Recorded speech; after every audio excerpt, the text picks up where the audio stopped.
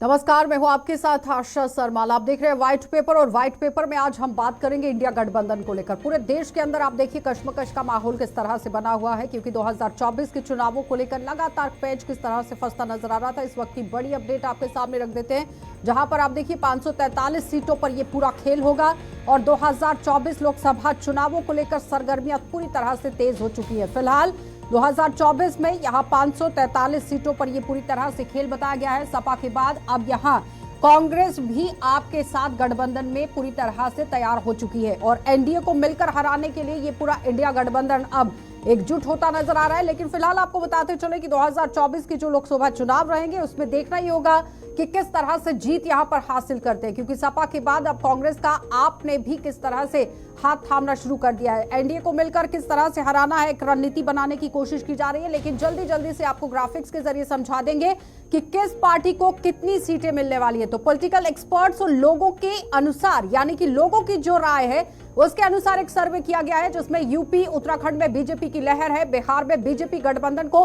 31 सीटें मिल सकती है। इस तरह से बड़ी बात कही गई और बिहार में बीजेपी गठबंधन को 31 सीटें अगर मिलती है तो जाहिर तौर पर आप देखिए किस तरह से समीकरण रहेंगे। झारखंड में बीजेपी को 10 सीटें हैं और कांग्रेस 1 पर यहां पर सिमट रही है। लेकिन उसके साथ ही मध्य प्रदेश, छत्तीसगढ़ और राजस्थान की बात करें तो बीजेपी को बड़ी जीत यहां पर दिख रही है कि मिल सकती है। मध्य प्रदेश में 29 में से 27 पर बीजेपी जो है वो जीत काबिज कर सकती है। और साथ ही बताते चले कि लगातार आप देखिए समीकरण 2024 के किस तरह से बदलते हुए नजर आएंगे। लेकिन फिलहाल छत्तीसगढ़ की अगर हम बात करते हैं तो 11 में से 10 पर बीजेपी काबिज होगी और राजस्थान में क्लीन स्वीप कर सकती है बीजेपी। इस तरह से लोगों का अनुमान है और एक्सपर्ट्स ये मान रहे हैं, यानी कि 25 में से 25 सीटें बीजेपी के खाते में जाएंगी। और साथ ही साथ यहां पर दिल्ली, हिमाचल, हरियाणा और साथ ही आप देखिए बीजेपी जो है वो पंजाब में भी, और साथ ही आम आदमी पार्टी कांग्रेस के साथ मिलकर यहां पर चुनाव लड़ेगी। तो बंगाल में बीजेपी और टीएमसी में कांटे की टक्कर हो सकती है। इस वक्त भी आप देखिए माहौल किस तरह से है। तो जम्मू कश्मीर में यह बताया जा रहा है कि इंडिया गठबंधन को 5 में से 3 सीटें मिल सकती है, लेकिन समय बताएगा कि आखिर जीत किसके खाते में जाएगी। फिलहाल आपको यह बताते चले कि तमिलनाडु में भी इंडिया गठबंधन को लेकर यह सारी सीटें बीजेपी के खाते में जाती नजर नहीं आ रही है, इंडिया गठबंधन के खाते में जाती नजर आ रही है। तो कर्नाटक में यहां एनडीए और आंध्र प्रदेश में भी एनडीए को यहां कोई सीट नजर नहीं आ रही है, यानी कि आप देखिए एनडीए जो है वो कर्नाटक में रहेगी लेकिन आंध्र प्रदेश के अंदर कोई सीट नहीं मिलेगी। और केरल में भी इंडिया ब्लॉक को जीत बड़ी तौर से यहां पर मिल सकती है। तेलंगाना में बीजेपी को भारी नुकसान होने का भी आसार बताया जा रहा है और महाराष्ट्र में विपक्षी गठबंधन को लेकर 48 में से 26 सीटें मिलने का आसार है। लेकिन गोवा में बीजेपी कांग्रेस में कांटे की टक्कर रहेगी। लेकिन किस तरह से यहां पर हालात रहेंगे 2024 पर नजर सबकी है। देश के 28 राज्यों में, यानी किस राज्य में किसकी सरकार है वो भी समझ लीजिए, क्योंकि 28 राज्यों में विधानसभा वाले 2 केंद्र शासित प्रदेशों को मिलाकर कुल 17 ऐसे राज्य हैं जहां पर एनडीए की सरकार है। और साथ ही बताते चले कि आप देखिए बीजेपी तो है ही, लेकिन फिर भी गठबंधन में भी एनडीए की सरकार है, जहां एक तरफ बीजेपी और दूसरी तरफ एनडीए, और लेकिन जीत पूरी तरह से दर्ज करते। तो इनमें से बीजेपी की 11 राज्यों में पूर्ण बहुमत की सरकारें हैं, जिसमें मध्य प्रदेश, राजस्थान, छत्तीसगढ़, यूपी, उत्तराखंड, गुजरात, गोवा, असम, अरुणाचल प्रदेश, मणिपुर और त्रिपुरा शामिल है। उसके साथ ही यहां देश के 6 राज्यों में बीजेपी गठबंधन वाली एनडीए की सरकार, और इन राज्यों में भी यहां पर गठबंधन यहां पर हुआ है महाराष्ट्र, हरियाणा, मेघालय, सिक्किम, नागालैंड और बिहार। लेकिन फिलहाल आधे अधूरे जिस तरह से यहां पर गठबंधन को लेकर बात हो रही है, क्या कांग्रेस जीतकर सामने आएगी या फिर बीजेपी को हराने के लिए जिस तरह से पूरा एकजुट हो रहा है विपक्ष, कितना फायदा रहेगा। वोट शेयर को लेकर अगर हम बात कर लेते हैं कि दिल्ली के अंदर जिस तरह से आम आदमी पार्टी की एक बड़ी बात सामने रखी गई है कि 10 सीटों में से आप देखिए किस तरह से यहां पर बात कही गई थी, लेकिन फिलहाल 7 सीटें जो सामने आ रही है उसमें वोट शेयर किस तरह से रहेगा, क्योंकि 7 और 4 और 3 सीटों पर यहां पर कहीं ना कहीं सहमति जरूर बनी है कि 4 पर आम आदमी पार्टी और 3 पर कांग्रेस लड़ेगी। लेकिन उस बीच में 2019 की अगर हम लोकसभा चुनावों को लेकर बात करते हैं तो दिल्ली की जो चांदनी चौक लोकसभा सीट थी वहां पर बीजेपी के ही सांसद को 52.94% जो वोट है वो मिला था। पूर्वी दिल्ली के अंदर की बात करते हैं जहां से गौतम गंभीर ने कंटेस्ट किया था और 55.35% वोट हासिल किए थे। नई दिल्ली की बात करते हैं जहां से मीनाक्षी लेखी जो है वो बीजेपी की कैंडिडेट थी, लेकिन 54.77% यहां पर वोट इन्हें मिला था। उत्तर पूर्वी दिल्ली के अंदर यहाँ मनोज तिवारी जो है वो बीजेपी से थे और 53.9% वोट उन्होंने लिया था। उत्तर पश्चिमी दिल्ली की बात करते हैं, हंसराज हंस हैं, बीजेपी से हैं। और साथ ही बताते चले कि लगातार अब इसी तरह से समीकरण रहेंगे। लेकिन रुकेंगे एक छोटे से ब्रेक के लिए, जल्दी वापस लौटते हैं और पैनल के पास चलेंगे। आप बने रहिए गुलिस्तान न्यूज़ के साथ।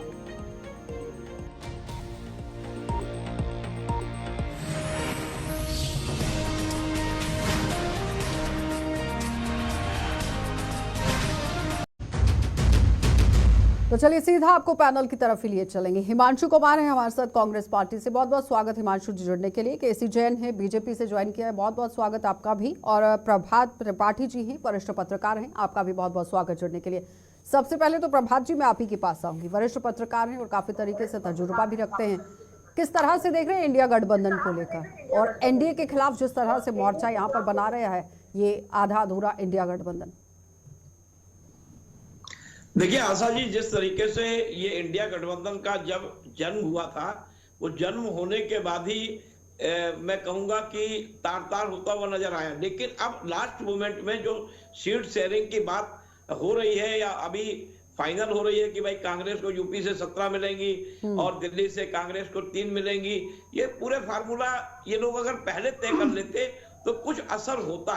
लेकिन मैं आपको इसमें आशा जी ये कहना चाहूंगा कि 2019 में जब भारतीय जनता पार्टी को लोकसभा में 38% वोट और समूचे विपक्ष को 52% वोट मिला, तो जो ये लग रहा था कि ये जो है भारतीय जनता पार्टी को ये क्षेत्रीय छत्रप और कांग्रेस मिलके कोई एक 2024 के चुनाव में कुछ टक्कर दे सकते हैं। लेकिन जनता के बीच गिरा हुआ परसेप्शन, परिवारवाद, भ्रष्टाचार, इन सबसे झगड़ी हुई पार्टियां, क्षेत्रीय पार्टियां और भ्रष्टाचार के जिस तरीके के नए नए आयाम सामने जनता को दिखाई दिए, और उसके बाद 2014 से लेकर लगातार इस देश के अंदर एक बड़े करिश्माई नेता प्रधानमंत्री नरेंद्र मोदी का जो जनता के बीच एक विश्वास स्थापित हुआ और जो बड़े काम किए गए इस देश के अंदर। लेकिन सबसे बड़ा सवाल यहाँ पर प्रभात जी ये है कि सबसे बड़ा राज्य उत्तर प्रदेश, जिसमें कि कितनी सीटें और कितने किसी के हिस्से में आएंगी ये बड़ा सवाल है। 80 सीटों पर खेल है, जिसमें आप देखिए 4 हिस्सों में इस पर बांटकर आप देख सकते हैं। पश्चिमी यूपी है, पूर्वांचल है, अवध है, बुंदेलखंड है।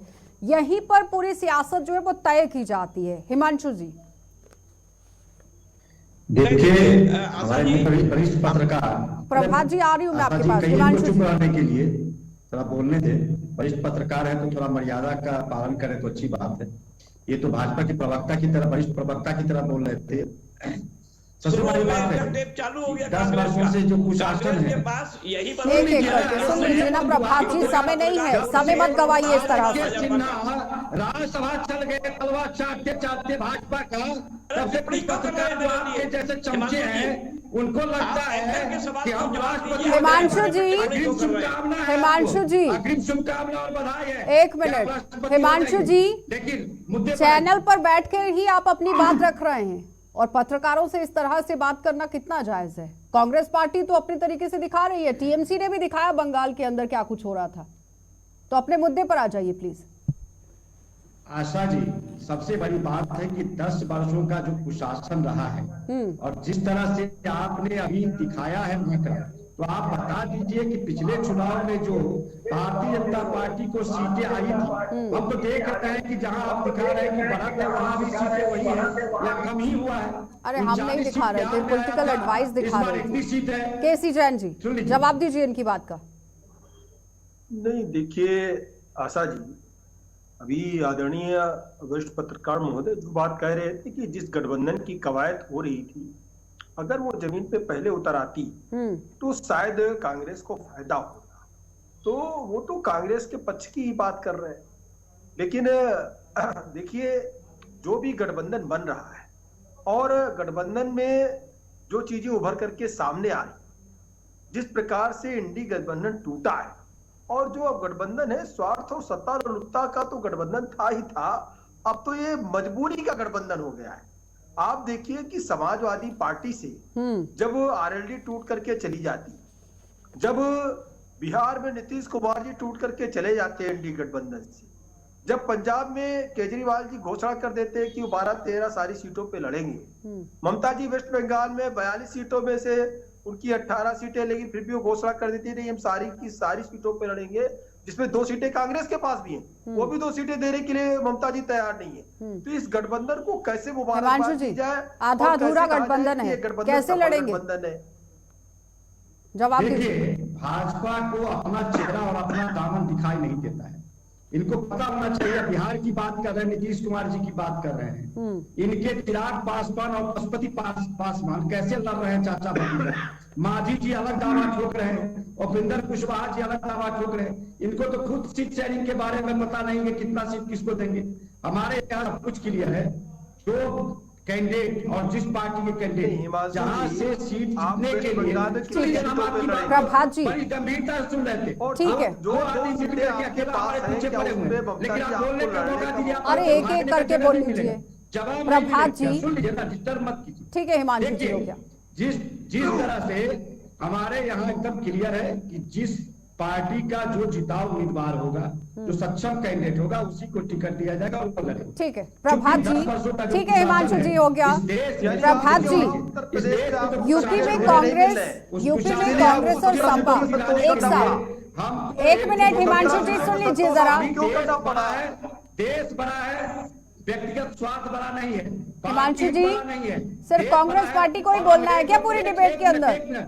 अंग्रेजों का अनुयायी जो है, जो अंग्रेजों के अनुयायी प्रभात जी, ठीक है, जो अंग्रेजों के पदचिन्ह पर चल रहे हैं। अरे देखिए, हो गया हिमांशु जी, आप कितना ही बोलेंगे। आप सब जगह पे करते रहे, परिणाम क्या हुआ? एक ही बार में पूरा लेसन पढ़ लिया। अभी भी प्रभात जी, ठीक है, हो गया। एक एक करके इस तरह से शोर मत मचाइए प्लीज। प्रभात जी, जिस तरह से आम आदमी पार्टी दिल्ली के अंदर कांग्रेस के साथ चुनाव लड़ेगी, 4-3 का फॉर्मूला, उसके साथ साथ यूपी के अंदर गठबंधन में 17 सीट और 63 सीट का फॉर्मूला, लेकिन उस बीच में तेजस्वी ये कहते हैं, सीधा सीधा आरोप लगा देते हैं। वो कहते हैं कि हम बुलाने नहीं गए थे नीतीश को, खुद ही आए थे, माफी मांग रहे थे कि बहुत खराब स्थिति हो जाएगी पार्टी की, लेकिन पूरा गठजोड़ किस तरह से रहेगा? देखिए आशा जी, उत्तर प्रदेश के जहां तक मैं एक राजनीतिक वातावरण के बारे में बताऊं कि 3 दशक से कांग्रेस ने अपना संगठन नहीं बनाया और कांग्रेस बहुत कमजोर स्थिति में है और हमेशा रायबरेली और अमेठी में एक समाजवादी पार्टी के साथ मैच फिक्स करके कि सपा वहां नहीं उतारेगा और सपा के डिंपल और मुलायम सिंह के सामने या किसी के सामने कांग्रेस नहीं उतारेगी। और ये जो गठबंधन हुआ है, मैं आपको बता दूं, ये सिर्फ रायबरेली सीट में प्रियंका अगर आती है संभावित, तो वहां समाजवादी पार्टी प्रत्याशी उतारे ना, इसलिए इसके लिए गठबंधन हुआ है। 2 लड़कों का साथ पहले भी हुआ था और जब मुलायम सिंह जीवित थे तो मुलायम सिंह कहते थे कि मुझे किसी पार्टी से गठबंधन नहीं करना है, खास तौर से कांग्रेस से तो नहीं करना है। लेकिन जब अखिलेश यादव को ये लगा कि बुआ बबुआ का भी फेल उनका फेल हो गया और विपक्षी में हमें कुछ सीटें मिल जाएंगी कांग्रेस के सहारे, और कांग्रेस को ये लगता है। चलिए, लेकिन ये तो अभी समय ही बताएगा कि गठजोड़ जिस तरह से हो रहा है, जीत किसकी होगी, क्योंकि जो रास्ता है वो उत्तर प्रदेश से ही होकर गुजरता है। लेकिन अब देखना ही होगा कि किसके पाले में कितनी सीटें हैं। बहुत बहुत धन्यवाद सुधांशु जी जुड़ने के लिए, और बीजेपी से भी प्रवक्ता हमारे साथ जुड़े थे, आपका भी, और प्रभात जी आपका भी। तो फिलहाल एनडीए गठबंधन को लेकर भी बात हो रही थी और साथ ही साथ इंडिया गठबंधन को लेकर भी, लेकिन क्या समीकरण बनेगी आने वाला समय बताएगा। आप देखते रहिए कार्यक्रम।